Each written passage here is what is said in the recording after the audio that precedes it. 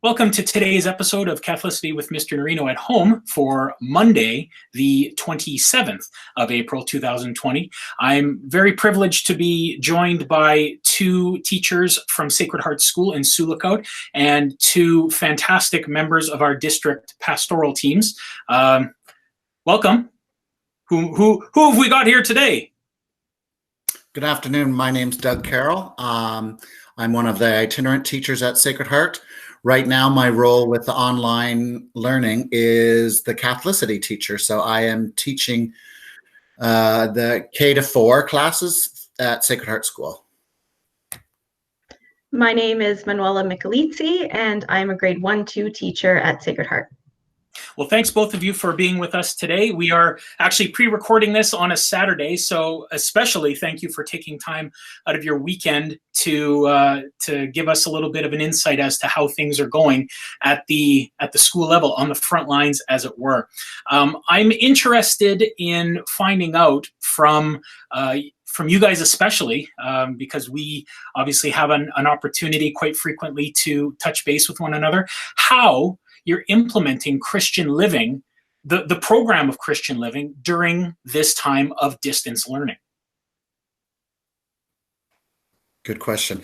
At first, I was very concerned about how it would all roll out and if the kids would be interested in doing the Catholicity portion, which is only a half an hour per week, which is mandated through our board.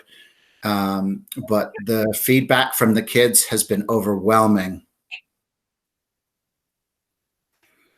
So when I put my lessons into the calendar, I pretty much give 4 different choices each week so that the kids can pick and choose something that's going to something all of the kids would like to have something to pick from. Manuela, how about you? Sure, just to build on what Mr. Carroll said, the students are really interested in the activities that are provided. Mr. Carroll's done a fantastic job to bring in the arts and other types of learning that they could use. So they've made videos, they have drawn pictures, they've gotten outside and taken pictures of activities that they've done with their family. So he's really taken a lot of different subject areas and blended them into the Christian Living program. So there's something there for each child to choose from.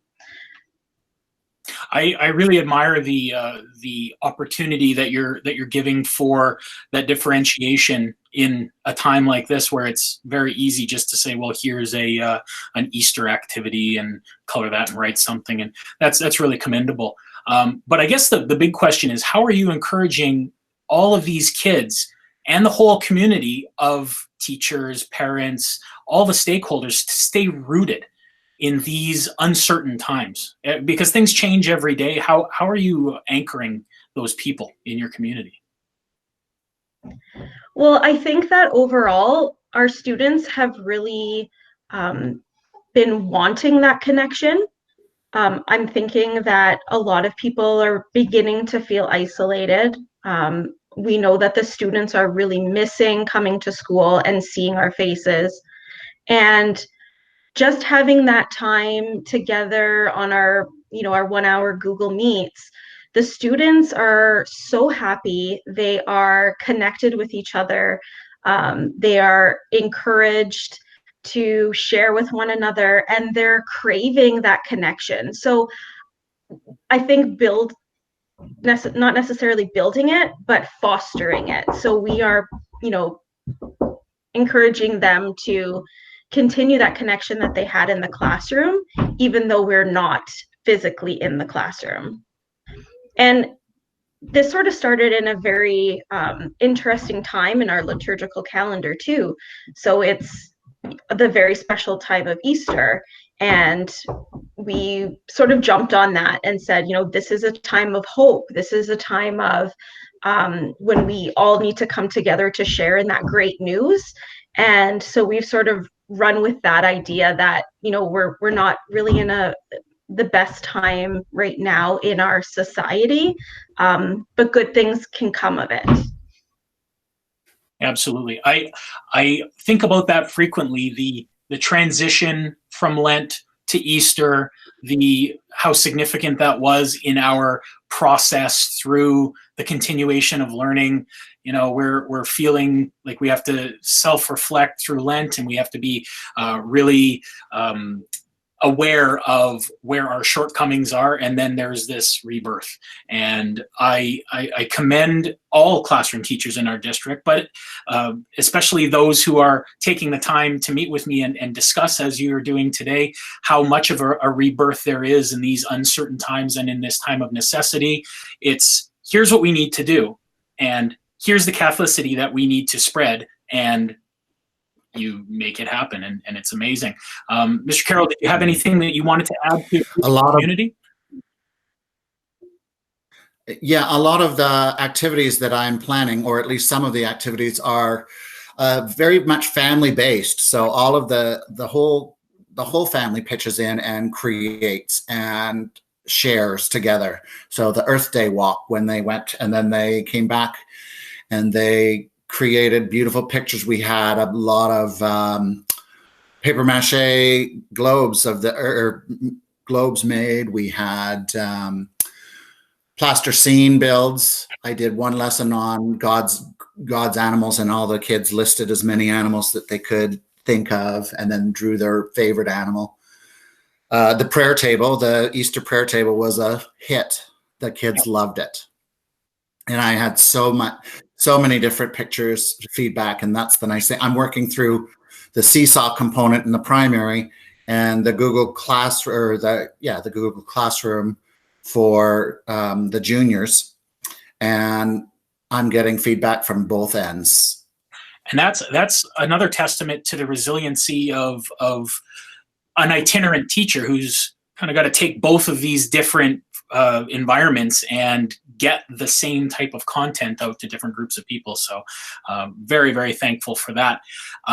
You were mentioning about the liturgical season. Obviously, there are sacramental things that are changing, and we might get into that a little bit. I guess the big question mark, knowing that we've got the bishop putting some YouTube stuff up, we've got our own parish priest putting some YouTube stuff up. What does worship in the community of Sulicote look like during these COVID-19 restrictions?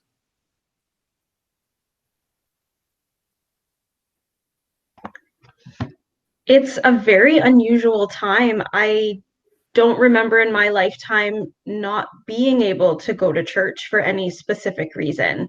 And I think for a lot of people, especially during Lent and our Holy Week, it was a difficult time for a lot of Catholics, a lot of people in general, I think. It was definitely not the same. You know, I remember just talking to my family, and there was an anxiety behind, where are we going to get our palms this year? And that's something that I think as Catholics, we've always taken for granted, that on Palm Sunday, there will be palms for us. And I couldn't believe that we didn't know whether we would get our palms. And it almost made me think of how much I took that for granted, and how important it is to me to have those special symbols during this time. We've had a lot of priests in our diocese that are really stepping up with the technology piece and putting out Holy Mass on Sundays, which is encouraging for us. But I think overall, this situation has possibly tested our faith, and it's really given us the opportunity to personally connect again with our faith, especially during this time of the Easter season, and really trying to encourage others to keep faith. So I think we've really had to dig down deep and try and make sure that our faith is part of our daily routine, so that we can see the hope and move forward as these times continually change. I guess the big question, and one of the things that we chatted about briefly, is the effect that it has on the sacramental life of some of these kids that you're preparing. And I'd love to touch on that, because I know one of the things that I was helping out with in the south end of our board was the confirmation retreat and having the bishop visit and bless the new chapel at St. Mary's School. And obviously all of that kind of gets pushed by the wayside and announced whenever things get back to normal, and all kinds of things will be on the back burner. What is a next step for the parish, for the school, if and when we get back together this year, or do we have things that we do next year? So Manuela and I are both grade 2 Christian living teachers. I take care of the French components, and Manuela's more of with the English. And up to the time before COVID hit, we were getting our students prepared for the April 29th Mass for First Eucharist. Yeah. Knowing that we had to close the schools down, Manuela and I created a list for our parents and put them on the Facebook page for videos and lessons that they could continue to develop their understanding of behind the sacrament of reconciliation and of First Communion. So we did get some feedback. The parents were very pleased that we were hoping to continue, even though we don't know what and when our first Holy Eucharist will happen for these kids. But they're still prepared. It's been really helpful to have your videos, Mr. Nerino, because you're touching on a lot of the components that we would have in the classroom. So looking at the sacraments, looking at the way that the Mass is structured, and the prayers. That is something that we would have touched on before the students had their first reconciliation and First Communion. So we've always sort of shared your videos with our parents as well, so that they have that learning happening for when the time comes that we are able to have their celebration.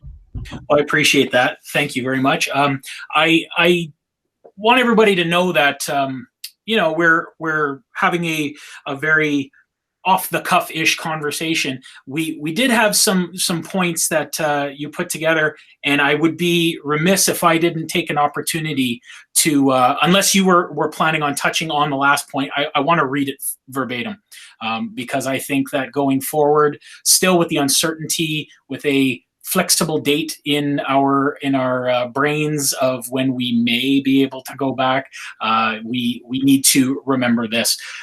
So Mrs. Michelizzi wrote this in our conversation Google Doc. After all, Jesus said that the people are the church, and as believers we can continue to bring God's kingdom to the earth in our daily lives by following his teachings and making sure to include faith formation in our new daily lives. And that's what you've been doing, and that's hopefully what I've been doing, and that's what we should all be doing going forward, making sure that we are rooted, making sure that we are mentally well, our wellness is taken care of. And one of the most important things we can do for our wellness is be able to pray with our families and be able to lean on one another. And I thank you for letting me lean on you this Saturday. Thanks so much for joining us. Thank you for having us. All right. Thank you so much.